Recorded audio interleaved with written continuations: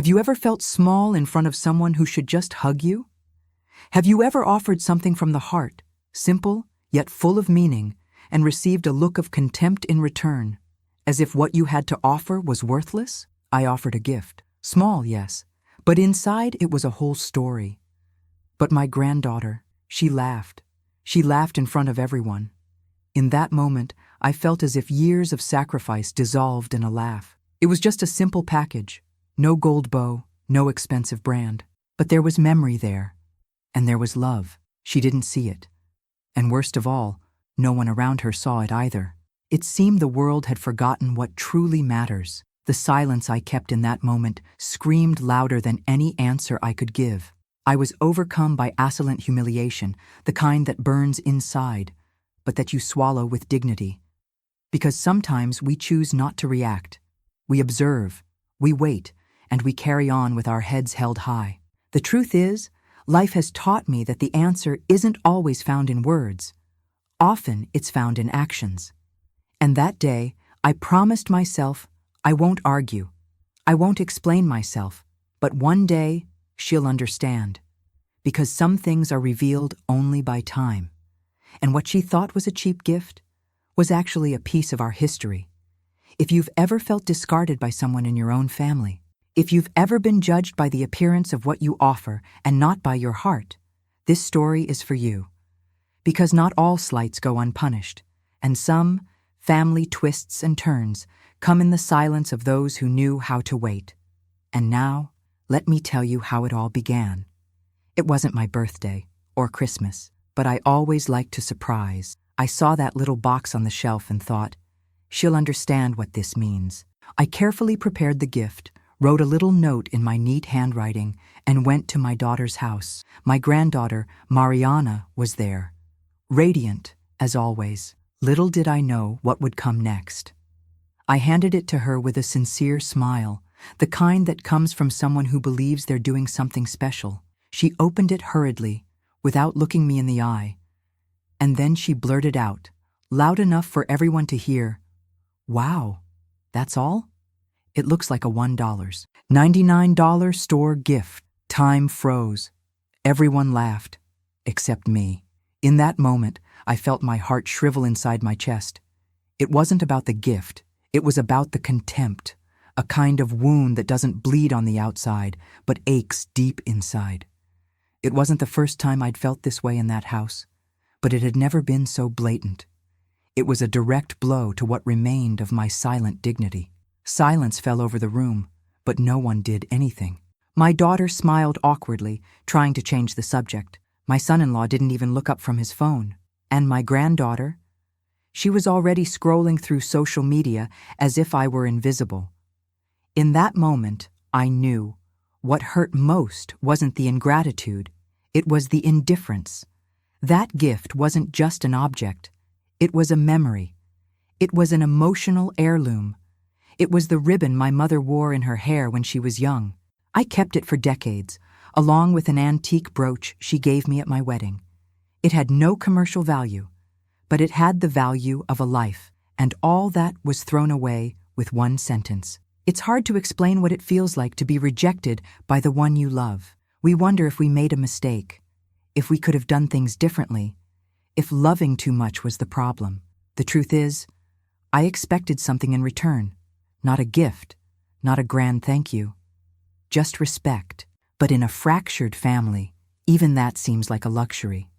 That day I understood that the conflict between generations, it goes far beyond technology or trendy clothes. It's in the inability to recognize the effort of others, in the materialism that blinds, in the pride that alienates, and in the rush to laugh at the simple, as if simplicity were synonymous with failure.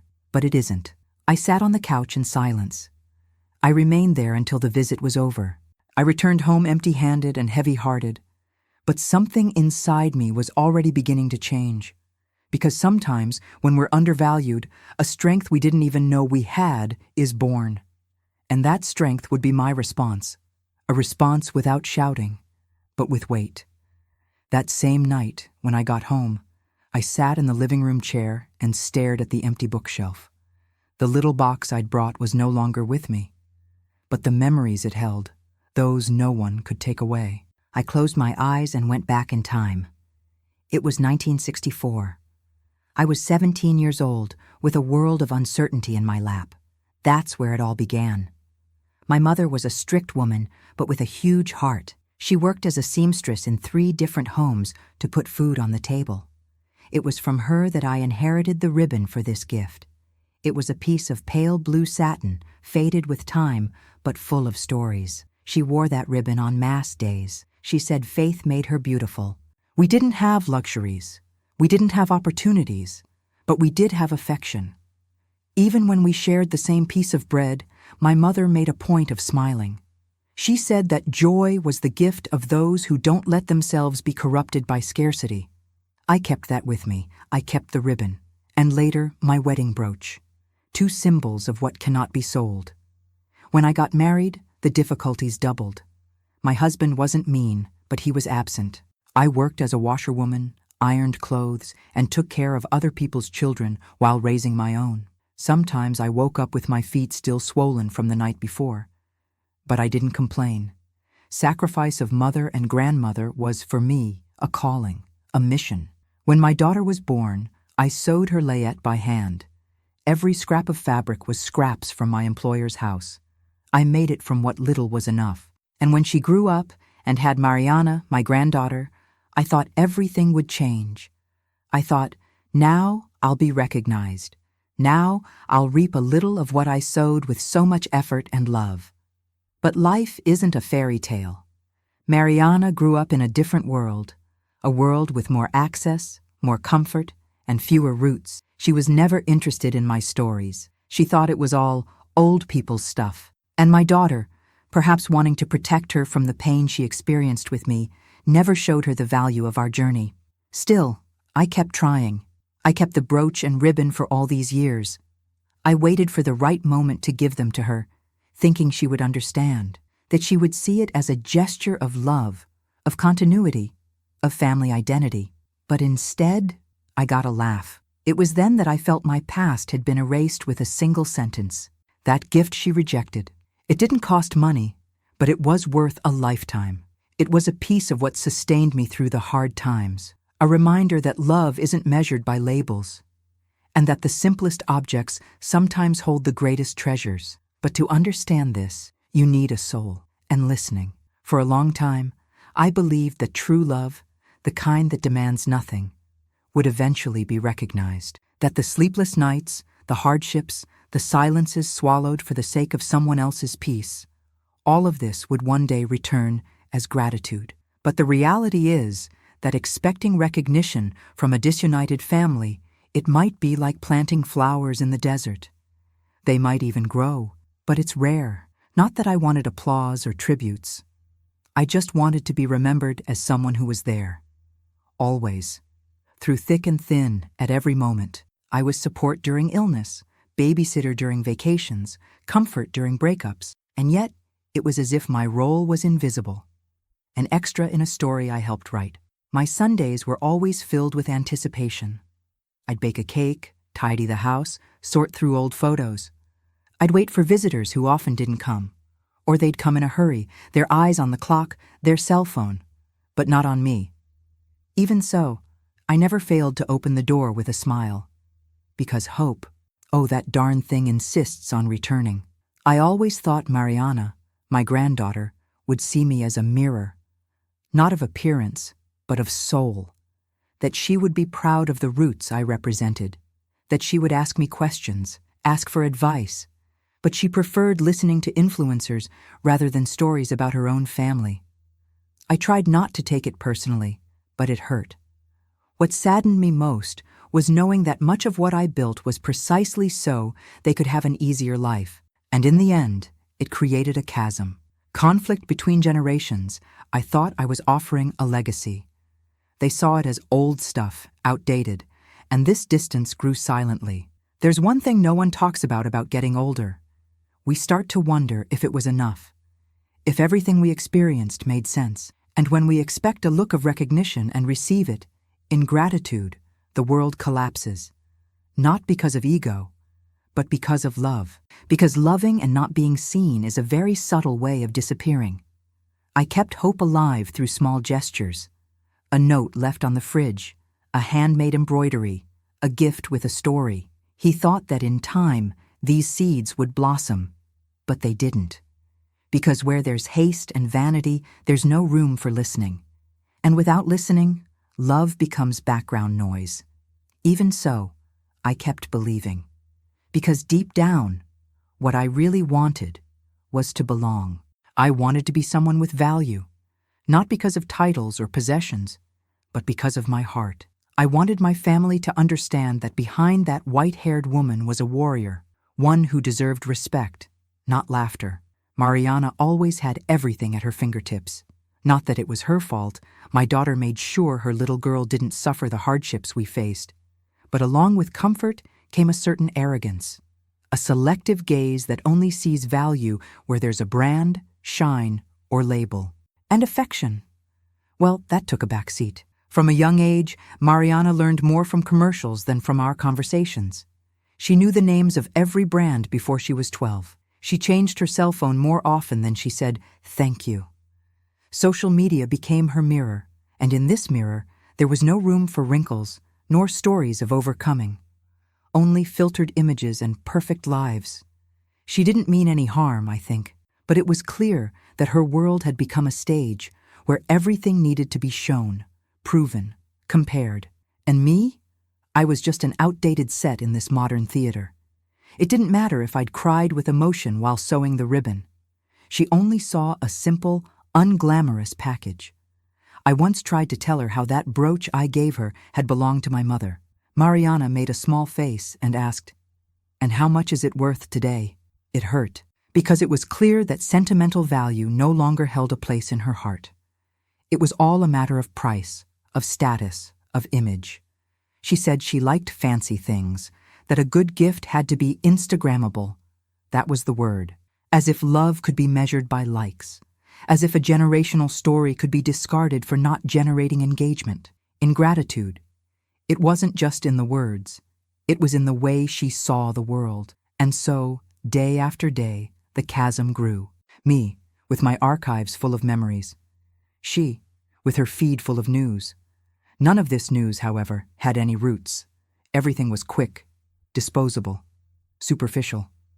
The opposite of what I wanted to leave her, the opposite of what I believed to be a true legacy. A grandmother and granddaughter, they lived in different times, yes, but the problem was that Mariana didn't even try to understand. There was no curiosity, no empathy, and that made me feel like a foreigner within my own family. A piece of the past that no one wanted to carry anymore. An old weight in a fast-paced world. In the end, I realized it wasn't the gift that seemed cheap. It was her gaze that was impoverished. A gaze that couldn't recognize what truly matters. And maybe, just maybe, she still needed to learn that the most valuable light doesn't come from outside. It comes from what we carry in our hearts, and from our respect for the stories of others. I didn't respond. You might think I should have said something, asserted myself, made a scene, but no. I remained silent. A thick silence, full of unspoken words. Because there are pains that can't be expressed, and there are offenses we feel in our souls before we even understand why. While everyone went back to their business, I stood there, motionless, pretending everything was fine, but inside, something inside me was broken. You know that kind of sadness that doesn't make a sound, but weighs on your shoulders like a wet coat? This was it. Assolent humiliation. Not because of a gift, but because of everything it represented. Mariana's words echoed inside me like hammer blows. Is that all? The sentence was short, but it carried a world of contempt. A family contempt that didn't start there, but that reached its peak there. Because it wasn't just the granddaughter who spoke. It was an entire generation that seems to have forgotten where it came from. I returned home with tears in my eyes. The street seemed darker. The key took a while to fit in the lock, and when I finally entered, everything felt small. Even the air seemed heavy. I sat in the armchair, hugged a pillow, and let the tears fall. Alone. No audience, no applause, just me and the pain. Looking through old photos that night was almost torture. Every smile frozen on the paper seemed to ask, "Where did we get lost?" I remembered little Mariana calling me beautiful grandma, asking me for bedtime stories. When did affection turn into indifference? When did love turn into discomfort? But even though I was hurt, I didn't want to turn it into a fight. I'm not like that. Never have been. My way has always been different. I carry within me a silent dignity. Of those who choose silence not out of weakness, but out of wisdom. Because not every answer needs to be spoken aloud. Some are delivered by time.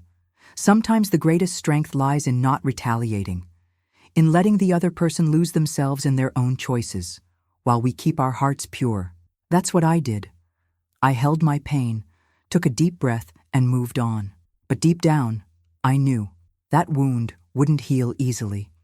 It was the kind of pain that teaches you, even unintentionally. And it was in that emptiness that my decision was born. Not out of revenge, not out of pride, but out of respect for myself. Because there are times when we have to choose ourselves. And I chose not to beg for love. I chose to withdraw. But what Mariana didn't know is that all this silence was about to turn into a life lesson. The next day, I got up early. Not out of obligation, but because sleep wouldn't come. I made my coffee, as always, and sat at the table with my notebook. It was where I recorded everything I wanted to leave my granddaughter. Stories, recipes, advice, a little piece of me in writing. But that morning, something changed. I picked up the notebook and closed it. I put it back in the drawer, along with the old letters, the saved embroidery, and the brooch she'd discarded. For the first time in years, I didn't feel like writing. Not because I'd stopped loving, but because I understood that love also needs space to breathe and time to be understood. That same week, I called my daughter. In a firm, calm voice, I told her I needed some time. Nothing dramatic, just some distance. She was surprised, tried to insist, but respected me. And I hung up the phone feeling like I was finally choosing myself. Not as retaliation, but as liberation. I started taking better care of myself. I went to the salon, got a haircut, and bought a new blouse. I reactivated the sewing group I'd abandoned due to lack of motivation. It was as if, by giving up on being understood by my family, I rediscovered who I was before expectations. It was a silent and necessary new beginning. I only sent Mariana one message, short but symbolic. The value of things is not in what they cost, but in what they carry. That was it. No sermon. No demands. That phrase was mine, elegant answer, a subtle but firm reminder that not every gift needs to shine to matter. While everyone expected a rant, a complaint, a family drama, I offered silence, a silence charged with meaning. Because sometimes the best way to teach is to not interrupt the lesson time is about to teach. I simply let life go on, and it did. I removed my name from the family group on the app. I deleted photos that hurt me. I redefined my spaces, not with bitterness, but with clarity. That emotional wisdom that comes with the years, with falls and disappointments. And I realized that being a grandmother doesn't mean giving up. It means being present, when there's room for it.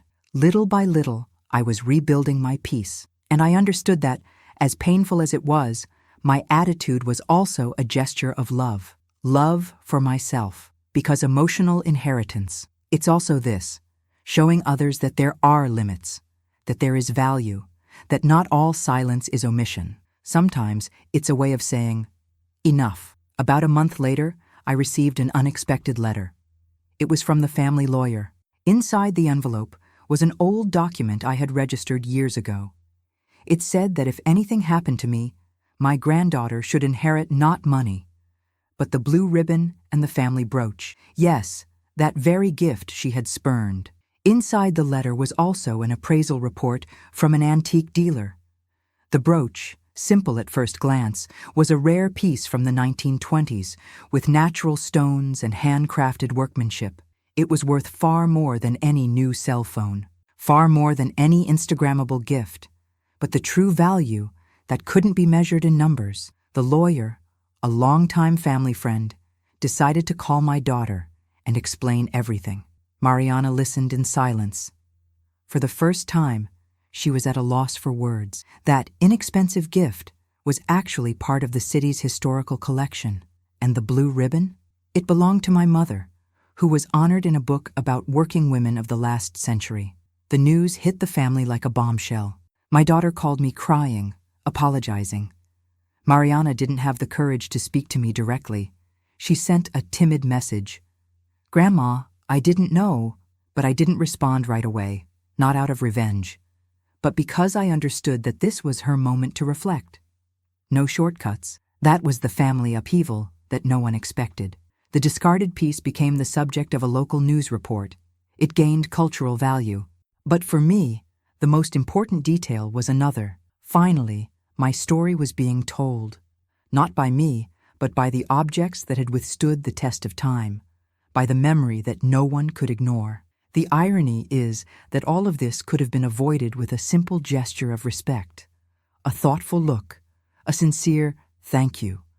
But sometimes life needs to take turns to teach what the heart refuses to learn. Mariana saw her arrogance turn to shame.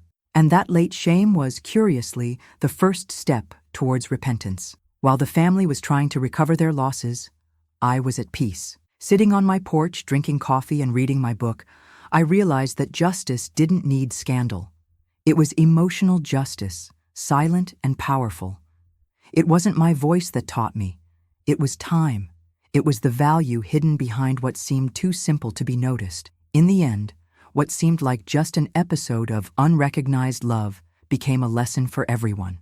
The granddaughter who laughed, the daughter who remained silent, the son-in-law who ignored. Everyone was touched by a truth that cannot be erased. And I, who had always been the invisible foundation of the family, was finally seen by history, by memory, and by their hearts. In the days following her discovery, Mariana became strangely silent. She didn't post anything on social media, didn't show up at parties or respond to friends.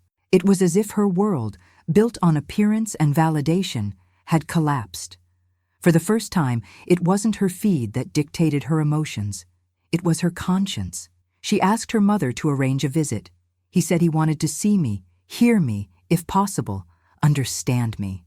I wasn't sure I was ready, but I agreed. When Mariana walked through my door, she seemed like a different person. Simpler, less made up. Her gaze held something new, truth, and a hint of regret. "Grandma, I messed up badly," she said, her voice breaking. "I thought I knew what was important, but I didn't know anything." I listened to her in silence, not out of coldness, but because I wanted to feel if there was sincerity, and there was. That girl who laughed at me was now crying, and those tears were the water the seed of affection so desperately needed. She hugged me. A long hug, unhurried, unposed, and in that moment, I understood. Time really does teach. And the heart, when it wants to, learns. Mariana started asking questions. She wanted to know about my mother, about the ribbon, about the brooch. For the first time, she showed interest in our story, late recognition, but valuable. She asked to see the notebook I'd saved. She read some recipes, laughed at the old slang, jotted down phrases. She said she wanted to preserve it. He said he felt ashamed for not realizing it sooner. And I, with my heart still cautious, began to make room.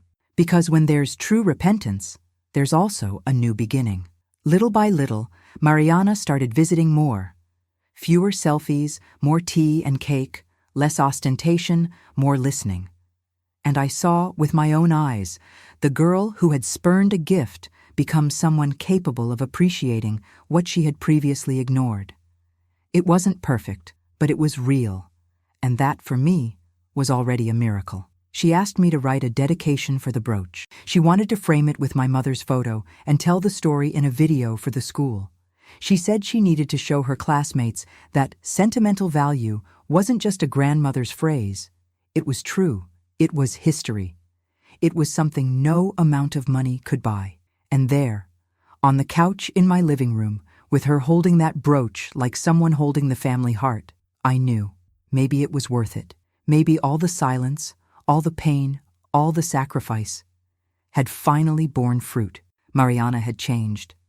And that life lesson, which had begun as a gesture of contempt, now blossomed into affection and awareness. Not every gift comes wrapped in gold paper. Sometimes it arrives in the form of a gesture, a story, a memory. And if we don't learn to see with our hearts, we will continue to discard treasures that time took decades to form. This story isn't just mine. It's the story of many grandmothers, mothers, and fathers who loved in silence and were forgotten in equal measure. The world moves too fast. We exchange affection for likes, conversation for emojis, time for distraction. And before we know it, disunited family has become merely a formality on special occasions. But there's still time. Time to reclaim the value of touch, of a lingering glance, of attentive listening. Simple things, but essential. I wonder how many other pins and ribbons are out there, waiting to be noticed. How many stories lie in forgotten boxes, in hearts bruised by unrecognized love, and all of this can change with one action. An unexpected visit, an apology, a sincere desire to reconnect. It's not about money, it never was. What really matters is what you can't buy. The smell of a childhood cake, the music that played in your grandmother's kitchen, a handwritten letter. That's what it is. Emotional inheritance, and only those who are willing to listen with an open heart and without judgment will understand. Mariana understood. Late, perhaps, but she understood. And this taught me that it's never really too late when the heart decides to change. Emotional justice. Sometimes it comes disguised as a tear, a silent embrace, a humble gesture. And it is in these small, great gestures that life shows what truly matters. If you've made it this far, you might have remembered someone. A forgotten grandmother. A mother who just wanted to be heard. Or even yourself, trying to be seen in a world that only applauds what shines. And if that's the case, don't ignore this discomfort. It could be the beginning of a new beginning. Because in the end, what remains are not the expensive gifts or the decorations in the room. What remains is what we make others feel. What remains is what we build over time, even if it takes years to be noticed. What remains is what comes from the heart. So, before you laugh, before you judge, before you turn your back, breathe. Look again. Maybe what you're about to discard is exactly what will transform your life. Just like it did for Mariana, just like it can happen for any of us. What about you? Have you ever stopped to think about what you value in your life? Have you ever truly looked at the small gestures someone has made for you and that perhaps went unnoticed? Sometimes the things that seem so simple are precisely the things you'll miss most down the road. Maybe this story reminded you of someone you left waiting, a missed call, a postponed hug, a story you haven't heard yet. Time can't be reversed, but the choice to act now is entirely yours. What would you do differently today if you knew the value certain memories would have tomorrow? If this story touched you in any way, leave a comment below about the city you're watching from. I'd love to hear how far this message reaches. And of course, if you'd like to follow other stories like this, with soul and truth, subscribe to the channel and hit the bell. Because sometimes, all we need is a good story to remind us what really matters.